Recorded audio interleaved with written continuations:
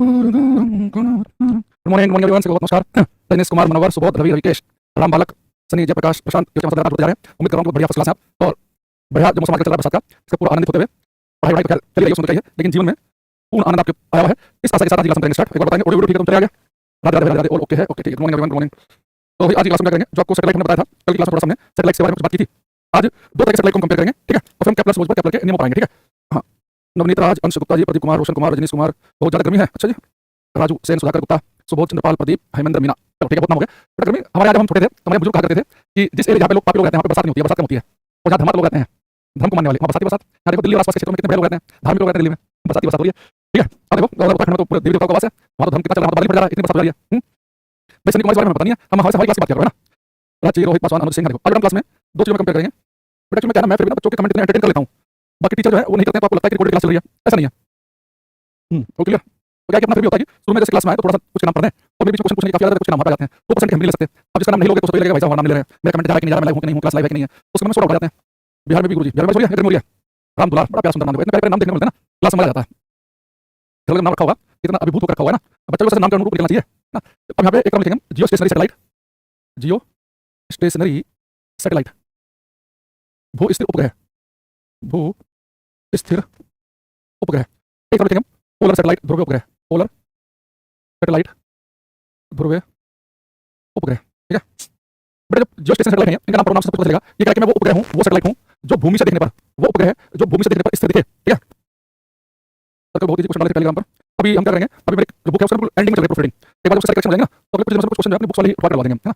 जो बुक्स में रखेंगे क्वेश्चन, किताब में अंदर आएंगे, उसी के कुछ क्वेश्चन डालना शुरू करेंगे अभी कुछ दिनों के बाद में, अभी 2-4-5 दिन कोई बात नहीं, आसान क्वेश्चन कर लो।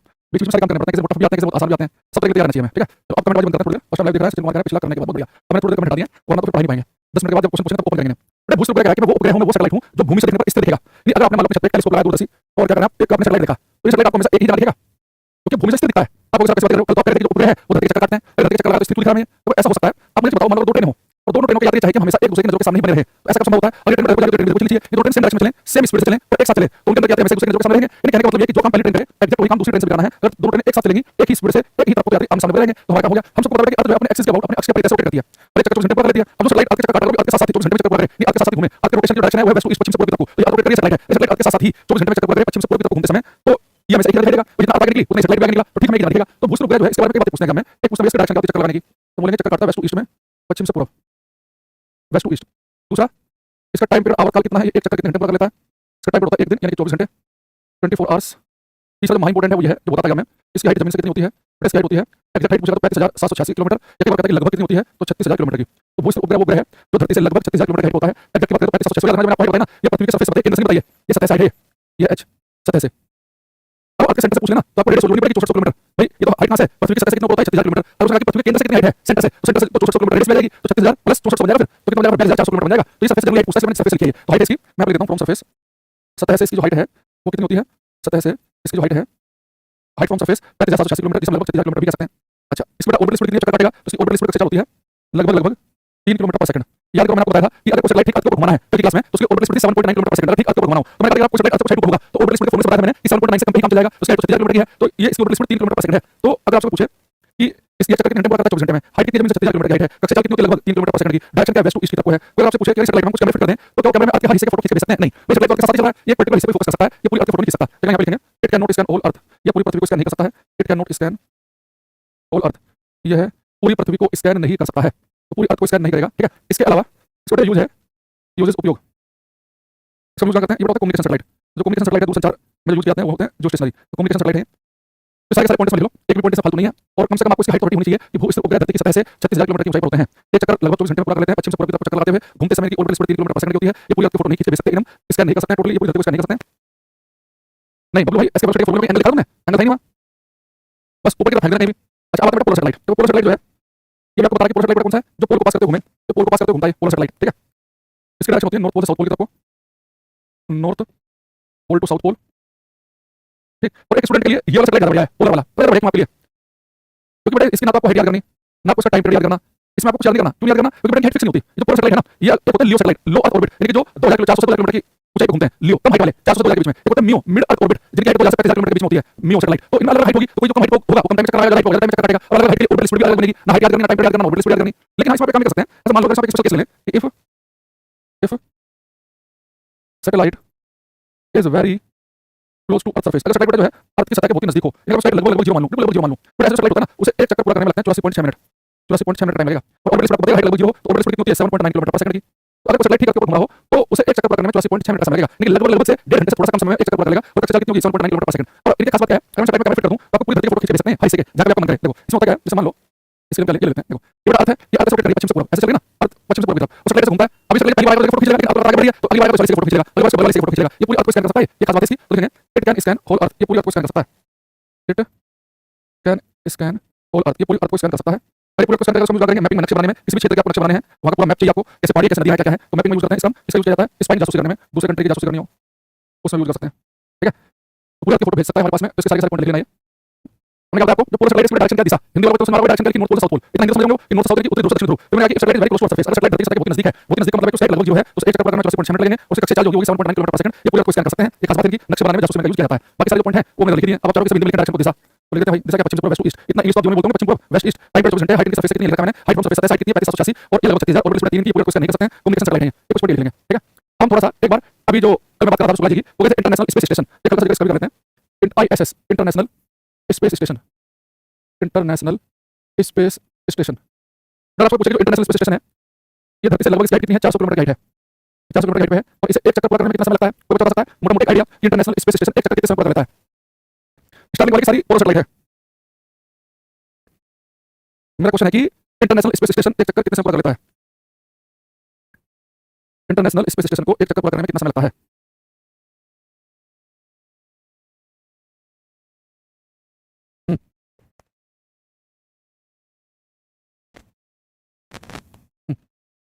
ये बता 24 घंटे। बेटा यहाँ देखना, अगर आपको समझो अगर सैटेलाइट अर्थ के नजदीक है उसका हाइट 0 है तो एक चक्कर पूरा करने में 84.6 मिनट लग रहे हैं। अगर ठीक धरती को चक्कर काटा हो, ये चक्कर काटा है थोड़ा ऊपर 400 किलोमीटर, थोड़ा सा ज्यादा टाइम लगेगा ना, 84.6 मिनट हल्का सा टाइम लगेगा। आपको लॉजिक बनाना है 84.6 मिनट थोड़ा टाइम थोड़ा लगेगा। भाई आपको सैटेलाइट ठीक अर्थ के ऊपर चक्कर काटा हो, ठीक अर्थ के ऊपर तो एक चक्कर 84.6 मिनट पूरा कर लेता है, जो 400 किलोमीटर का लगेगा इसे एक चक्कर पूरा करने में लगभग 90 मिनट के आसपास लगते हैं, कुछ 91 मिनट के आसपास होता है टाइम, तो लगभग 90 मिनट मान लो, 1.5 घंटे के आसपास, 90 मिनट के आसपास। और मैं आपसे कहूं कि अगर इसे एक चक्कर पूरा करने में लगभग 90 मिनट लगेंगे। दूसरी चीज अगर मैं आपसे क्वेश्चन पूछूं कि एक दिन में धरती के कितने चक्कर लगा लेता है, कुछ आसपास बात ध्यान वाला पूछ रहा हूं, किसी न किसी पेपर में कहीं ना कहीं आएगा इंटरनेशनल स्पेस स्टेशन को एक पूरे दिन में धरती के कितने चक्कर पूरे करता है। मेरा समझो ये एक चक्कर पूरा कर रहा है 1.5 घंटे में, है ना, तो ये नंबर एक दिन में कितने चक्कर लगाएगा? ठीक है, एक दिन होता है 24 घंटे का, एक दिन में कितने चक्कर लगाएगा? एक दिन 24 घंटे का और एक चक्कर लगाएगा 1.5 घंटा, तो 1.5 घंटे डिवाइड कर दो तो आएगा 16। ये एक दिन में 16 चक्कर पूरा करता है। ये है एक दिन में पृथ्वी के 16 चक्कर लगाता है। Number of revolution in one day कितने होंगे 16। एक घंटे में 16 चक्कर पूरा करेगा अप्रोक्स, यानी 16 बार उन्हें क्या दिखाई देगा भाई, एक कंप्लीट चक्कर यानी कि वो 1.5 घंटे में कर रहे हैं, उन्हें 16 बार दिन में सूर्यास्त 16 बार सूर्य दिखेगा एक दिन में, तो 16 चक्कर कंप्लीट कर लेते हैं। तो ध्यान रखना कि एक दिन में 16 चक्कर पूरा करता है और ये जो है 1.5 घंटे के आसपास का टाइम है इसका, और 400 किलोमीटर की लगभग इसकी हाइट है। ठीक है, अरे तब चले जाते हैं बाबू, सौ रुपये बहुत छोटी चीज है। तो हमारे पास में इसकी स्पीड अगर किलोमीटर पर घंटे में देखें, लगभग इसकी स्पीड होती है इंटरनेशनल स्टेशन की 28,000 किलोमीटर पर घंटा। एक घंटे में 28,000 किलोमीटर की लेता है, बहुत फास्ट स्पीड है। ये चक्कर के सोते कैसे क्या करते हैं भाई, सब ट्रेनिंग का पार्ट होंगी वहां। तो अब इंटरनेशनल स्पेस स्टेशन है, इंटरनेशनल स्पेस स्टेशन वो तो फ्री फॉल करना है, कोई चीज धरती के चक्कर काट रही है तो फ्री फॉल में मुक्त रूप से गिरी हर बार गिरना चाहिए धरती पे, लेकिन स्पीड इतनी ज्यादा है कि ऑर्बिटल स्पेस ने अचीव कर लिया तो वो चक्कर पूरा कर लेते हैं, चक्कर गिरना चाहिए। तो इंटरनेशनल स्पेस स्टेशन हमेशा धरती पे गिरना चाह रहा है लेकिन बहुत तेजी से भाग रहा है, तो हमेशा चक्कर पूरा कर लेगा क्योंकि उसने डिस्कस किया था। तो इंटरनेशनल स्टेशन फ्री फॉल में मुक्त रूप से गिरा है, तो उसके अंदर ऑर्बिटल स्पेस होगी 0 तो पूरा शरीर होगा वो वैसे तैरता रहेगा। वो कहता है कि अभी ये सुबह सुबह कह रहा है कि अब आप आदत होगी वहां को छोड़ दो, वैसे तैरता है, फ्लोट करता है वेटलेसनेस है। फिर मैंने अपने घर पे लैपटॉप था जो अपना वैसे मैंने डाल दिया कि भाई तैर जाएगा, वो दिमाग में वैसे आ गया, वो तो नीचे कुछ मैट पे बिछी तो सिर्फ नहीं, वो तो थोड़ा सा दिक्कत आती है, वापस आता इंसान और वेट महसूस नहीं होता, तो वेट महसूस होगा तो पैर में खड़ा होने में दिक्कत आएगी। जैसे जाने से पहले ट्रेनिंग होती है तो आने के बाद भी लगता है एडजस्ट होने में माहौल में फ्री फॉल में क्या रहती है। ठीक है, 28,000 किलोमीटर पर घंटे के आसपास की स्पीड है इसकी। चलो हमारे पास में लिखेंगे Kepler's laws of planetary motion. पंखा चला कर फील से आ गया केपलर्स, एक तो मेरी आदत जो है छोटा लिखने की ये सुधर नहीं रही है। Kepler's laws of planetary motion, planetary motion, ग्रहों की गति संबंधी केपलर के नियम, ग्रहों की गति संबंधी, ग्रहों की गति संबंधी केपलर के नियम। ग्रह सर एक वैसे क्वेश्चन अर्थ के सरफेस पे क्यों है? अर्थ की ग्रेविटेशनल पुल की वजह से, पृथ्वी के गुरुत्वाकर्षण खिंचाव की वजह से धरती में खींच रखती है अपने पास, इसलिए भाई नहीं तो आपको मन करता है कहीं और चलते हैं, दूर चलते कहीं, दूर कहीं जाएंगे, नहीं दुनिया बसाएंगे तो ऐसे वेलोसिटी से भाग लो, भाग सकते हो। तो धरती के ऊपर ऐसे वेलोसिटी चाहिए 11.2 किलोमीटर पर सेकंड है, एकदम एक सेकंड में 11.2 किलोमीटर भाग लो ग्रेविटी के अगेंस्ट है, तो ग्रेविटेशनल पुल से बाहर निकल जाओगे, मजा आएगा। सर आप ग्रहों के नक्षत्र वो पूछा गया ग्रह नक्षत्र की स्थिति मानते हैं क्या? तो ये मानने जब आपने खुद लगा मानना, तो मानने वाली चीज होती है यूनिवर्सल नहीं होती। वो आपके ऊपर है कि आप मानते हो कि नहीं मानते हो। बहुत बड़े बड़े लोग जो हैं वो मानते हैं, कोई नहीं मानते, तो उसके ऊपर है। इसकी स्पीड है 28,000 किलोमीटर पर घंटा इंटरनेशनल स्पेस स्टेशन की। बाकी वही भाई, कल छुट्टी है भाई, कल रक्षाबंधन की छुट्टी है। और साला कोई मंडे की छुट्टी रहेगी, मैं कल जाऊंगा घर अपने रक्षाबंधन पे। हालांकि मैं घर पहुंचा दूर नहीं दिल्ली से, मुजफ्फरनगर है मेरा, दिल्ली से 130-40 किलोमीटर पड़ता है। तो कल मैं सुबह निकलूंगा, 3 घंटे के आसपास लगता है जाने में। तो बहुत दिनों के बाद जा रहे हैं, तो शायद मंडे को आऊंगा, लेकिन मंडे को आने में शाम हो जाएगी। तो आप क्लास तो मॉर्निंग की है, तो मंडे को क्लास नहीं हो पाएगी इस बार, ट्यूसडे से क्लास रहेगी, तो थोड़ा सा मैनेज कर लेना, ठीक है।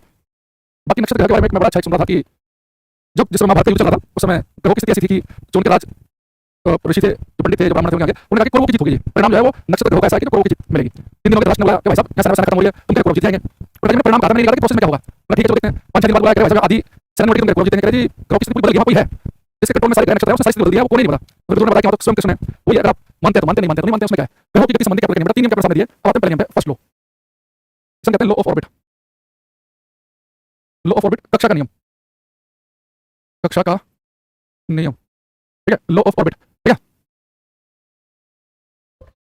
तो एक बड़ा इंटरेस्टिंग कमेंट आया है, कुछ लोग बोल रहे हैं संविधान यूएन राव है, पीएन राव ने बनाया है, इसमें आप क्या कहना चाहते हैं। ये बात भाई पॉलिटिकल से पूछना है, वो आंसर देंगे, मेरा आंसर देना तो कोई सेंस नहीं बनता है ना, तो मैं फिजिक्स रहा हूं, पॉलिटिकल कमेंट करूं, तो पॉलिटिकल से पूछना, वो बताएंगे। बाकी तो आपको पता है कि उसमें पीएन राव जी भी थे, सलाहकार थे। बहुत सारे लोग होते हैं, कोई चीज ऐसी कि 2-4 आदमी बनाने की, पीएन राव ने अम्बेडकर ने बना दिया, तो बाकी लोग क्या करते हैं उसमें, सबका अपना काम होता है, उसमें क्या है। लेकिन लीडर होता है, हमेशा नाम लीडर आता है। अब मान लो कहीं पे जीता है, तो ये कहेंगे कि भाई विराट कोहली के या धोनी ने जिता दिया वर्ल्ड कप, धोनी ने जिता दिया, धोनी फाइनल मैच बनाए, उससे पहले वो लोग थे, लेकिन नाम तो लीडर होता है हमेशा। तो हमेशा जो सबसे जो मेन काम ड्राफ्टिंग कमेटी, उसके चेयरमैन थे अम्बेडकर साहब, तो उनका नाम इसलिए हमेशा आ गई। और बाकी चक्कर में पड़ रहे हो तुम, ये सब पॉलिटिकल एजेंडे अलग चल रहे होते हैं, ये सब अपनी कास्ट सुप्रीमेसी दिखाने के लिए लोग अलग सब कुछ छोड़ देते हैं, पढ़ रहे हो, ध्यान रखो उनका क्या क्या पेपर में आ गए। अच्छा लो ऑर्बिट बात है, कक्षा का नियम। तो पेपर साहब ने बताया पहले में कि जितने भी प्लैनेट हैं ये जब सूर्य के चक्कर काटते हैं, जितने भी सूर्य के चक्कर काटते हैं, तो चक्कर काटते हैं इलिप्टिकल मार्ग में, दीर्घवृत्ताकार कक्षा में। और जो इलिप्स होता है वो इलिप्स आप देखो, दीर्घवृत्ताकार यानी अंडाकार मार्ग होता है ना, इलिप्स। तो उन्होंने कहा कि सभी सूर्य के चक्कर काटते हैं अंडाकार मार्ग में, यानी दीर्घवृत्ताकार कक्षा में। और दीर्घवृत्त जो होता है इसके 2 फोकस होते हैं। तो उन्होंने कहा कि सूर्य का किसी फोकस होगा, मान लो कोई चक्कर काट रहा है, तो चक्कर काटते समय सूर्य की पोजीशन क्या होगी, जिस वो दीर्घवृत्ताकार कक्षा में चक्कर काट रहा है, तो सूर्य क्या होगा, किसी फोकस होगा, और प्लैनेट उसके चक्कर काटा होगा। तो सभी ग्रह सूर्य के चारों तरफ एक दीर्घवृत्ताकार कक्षा में चक्कर काटते हैं, और सूर्य किसी फोकस होता है। ये पहले स्टेटमेंट के साहब की लिए याद रखना है। उन्होंने पहले स्टेटमेंट के लिए बताया कि सभी ग्रह सूर्य के चक्कर काटेंगे इलिप्टिकल मार्ग में, और सूर्य उस इलिप्स के किसी फोकस होगा। और जो फर्स्ट कक्षा का नियम कहा जाता है लो ऑर्बिट कहते हैं, तब लिखेंगे all planets revolve around the sun, all planets revolve around the sun in an elliptical orbit, in an elliptical orbit, Hindi लिखूंगा भी देना, having sun one of its foci, having sun one of its foci, Hindi लिखेंगे सभी ग्रह सूर्य के चारों तरफ, सभी ग्रह सूर्य के चारों तरफ दीर्घवृत्ताकार कक्षा में चक्कर लगाते हैं, और सूर्य इस दीर्घवृत्त के किसी एक फोकस पर होता है।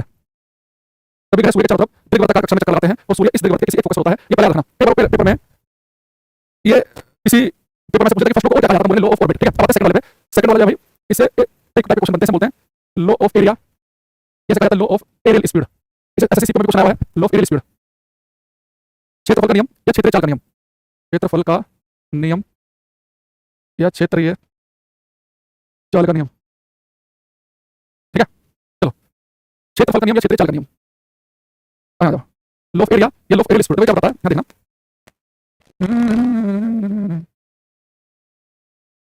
ये मैं आपको बता दें, मान लो कि ये कोई प्लैनेट सूर्य का चक्कर काट रहा है, ठीक है, एक ग्रह कोई सूर्य का चक्कर काट रहा है, ये कोई प्लैनेट है। अब चक्कर काटते समय मान लो सूर्य यहाँ पर किसी फोकस पर, ये सन है, एस का मतलब सन। तो केप्लर साहब ने हमसे कहा कि भैया जो सूर्य है, सूर्य जो ग्रह को मिलाने लिखा है, एक ग्रह को सूर्य से लाइन मिलाई है, इस लाइन को फोकस करो, ये प्लैनेट है, ये सूर्य है, तो सूर्य को ग्रह से लाइन मिलाती है ना, ये लाइन समान समय में समान क्षेत्रफल, इक्वल टाइम में इक्वल एरिया स्वैप करती है। समान समय समान क्षेत्रफल तय करने का मतलब क्या है, मान लो कि 12 बजे यहाँ पर थी, थक गए, अब 1 बजे यहाँ पहुंच गया, तो ठीक 1 घंटे में यहाँ से यहाँ तक गया, इतना एरिया स्वैप कर दिया, इतना एरिया कर दिया है ना, ये एरिया। तो ये जो एरिया है ग्रह को सूर्य से लाइन मिला रही है, इसने ग्रह को सूर्य से लाइन मिला रही है, मान लो इसने 1 घंटे में इतना एरिया कवर कर दिया, एरिया मान लो कुछ भी है 500 स्क्वायर किलोमीटर जो भी है, ये तो लाखों करोड़ है, ऐसा बताओ मान लो कि 100 स्क्वायर किलोमीटर है 1 घंटे में, ये 12 से 1, मान लो कि शाम को 5 बजे कमेंट किया, 5 बजे देखा आपने ग्रह को सूर्य से लाइन मिला रही थी, ये 5 बजे यहाँ पे है, अब 6 बजे यहाँ पहुंच गया, तो यहाँ से तक भी 1 घंटे में गया था, 12 से यहाँ भी 1 घंटे में जा रहा है, 5 से 6, मैंने इस वाले को चेक किया, तो दोनों एरिया चेक किया, दोनों बराबर आएंगे।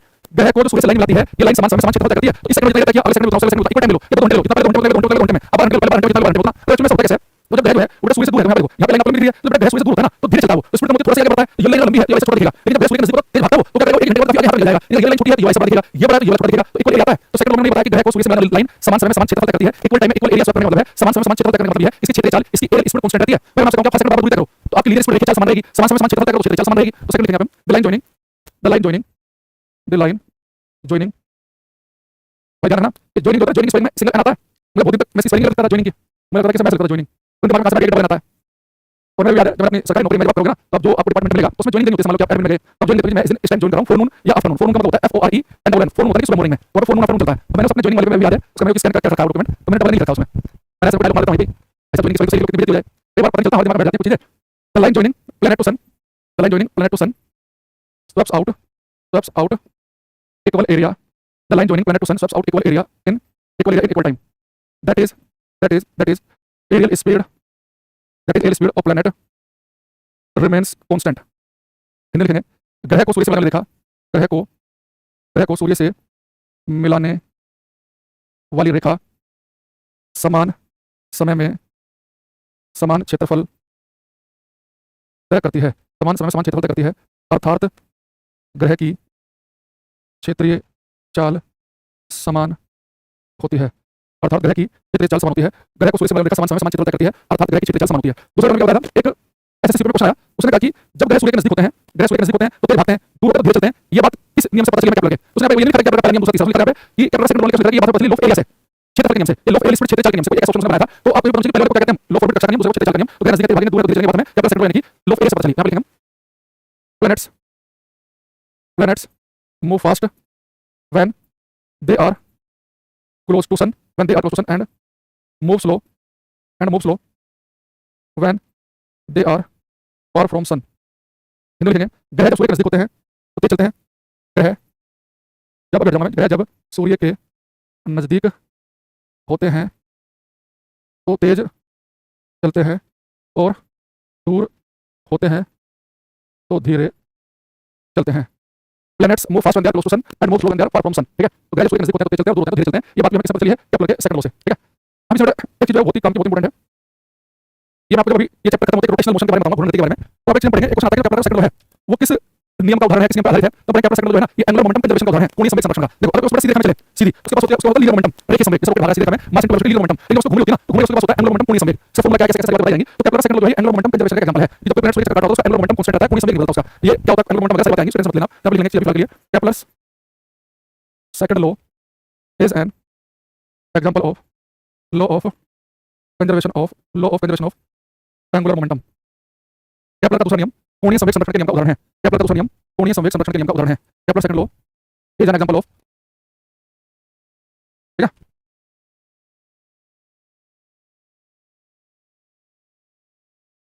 है, ठीक। चलो आज मैं काम करते हैं इसे ना डिटेल में, क्योंकि अगले 10 मिनट में जल्दी हो जाएगी। चांद पर ऑप्शन नहीं होता क्यों? मैं बता दूं, चांद पर एटमॉस्फेयर वातावरण इसलिए नहीं है क्योंकि चांद के लिए प्लैनेट वेग एस्केप वेलोसिटी का मान कम है, जिस तरीके से चांद की सरफेस छोड़ के भाग जाती है।